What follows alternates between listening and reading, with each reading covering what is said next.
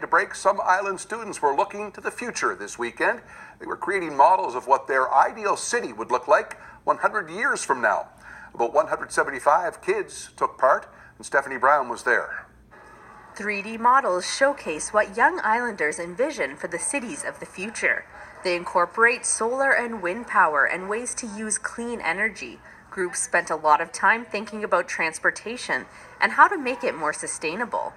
We have tube transportation, so instead of cars, which pollute the air, we just have tubes. So you get in a tube and it takes you to wherever you want to go.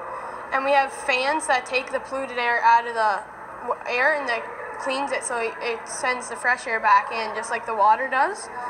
Groups also focused on finding ways to develop a healthy, more active population. Obesity is a large problem, so that's one thing that we wanted to change in our city. We focused on holistic well-being, and we wanted to active and engaged citizens, so that's what we focused on. And we decided to show the wildlife corridor, which has lots of parks and public spaces for everyone to meet. This competition allowed the students to think about what goes into something as complex as making a city. What's great about this is kids start to learn what engineering is, and that word sounds really scary, but what they realize when they do these sorts of design projects is that engineering is really fun. The public was invited to view the models, and some were impressed by the work the students put in.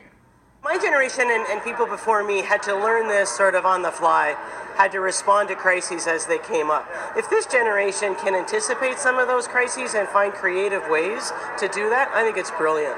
Pocket's team from Grace Christian School ended up winning the competition. They'll represent PEI in the finals in Washington, D.C. in February. Stephanie Brown, CBC News, Charlottetown.